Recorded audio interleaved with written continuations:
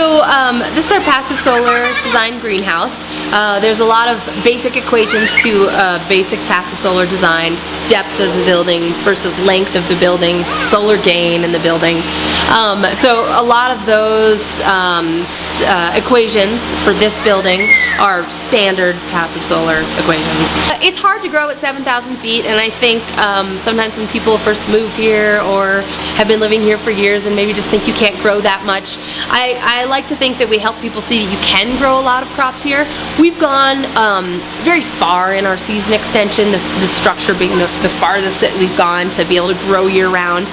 But we have examples throughout the farm of ways that you can do easy season extension, just a little bit of help to certain crops throughout the summer so that you can actually get that crop in our very short season.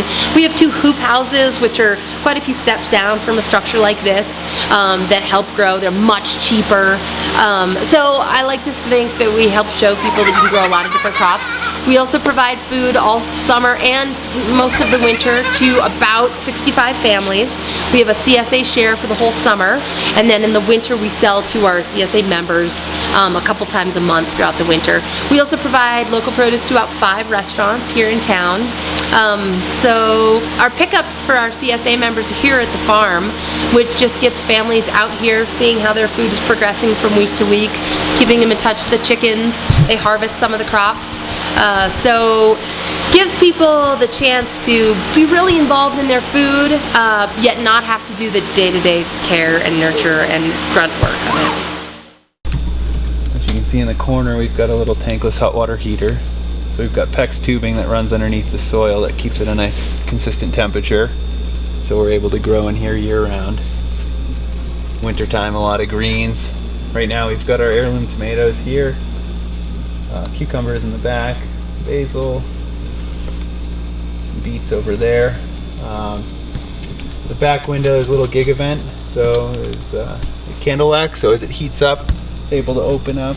And then there's a blower fan, so we get some great circulation here in the summertime. And then of course the drop down sides. These structures, both of them are movable, so they're on rails, some quick tie anchors.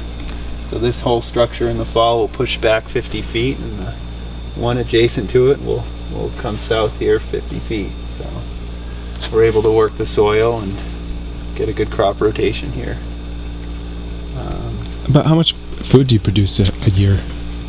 At the farm or out of this hoop house? I mean, both. At the farm we have over 60 members, and then we also distribute to several restaurants: Deer Valley, Montage, iWest, 412 Bistro, and a few others.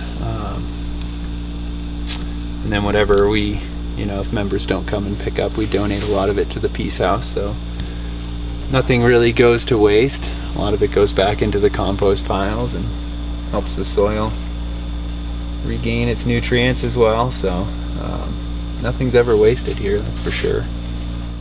So the hives here at the farm, there are 2 hives, and they're here year-round.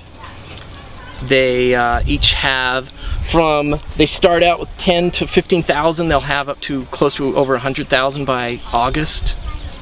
They do a lot of the pollination. They hopefully will get some honey in the spring when we take honey off.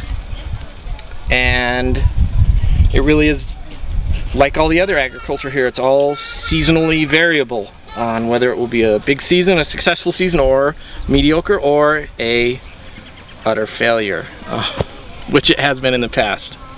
It's kind of all of the above.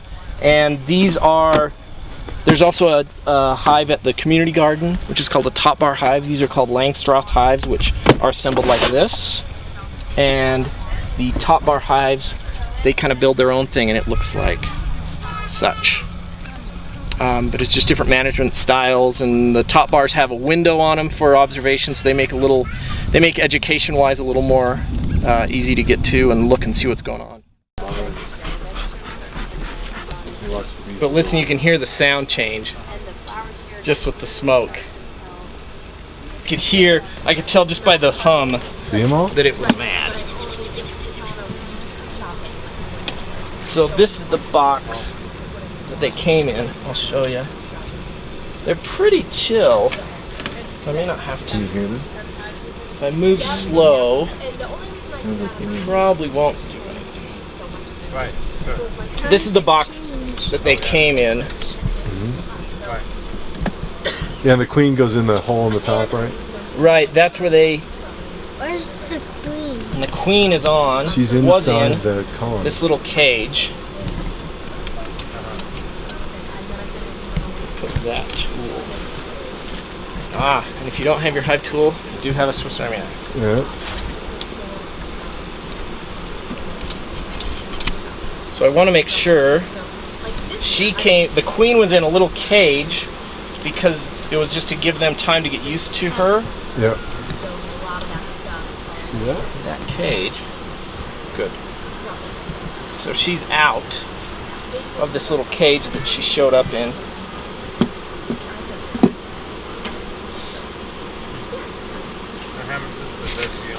No, she's not. Watch, Joshua. Does the smoke really work? She's still in there. Oh, So yeah. the queen is still in here. I'm going to let her out. But that's her. That's a queen bee, bud. Nice. Can I She's see going to be the boss. That's how it works in our house. Even if they don't want to admit it. Yeah. Yeah, she's still the boss.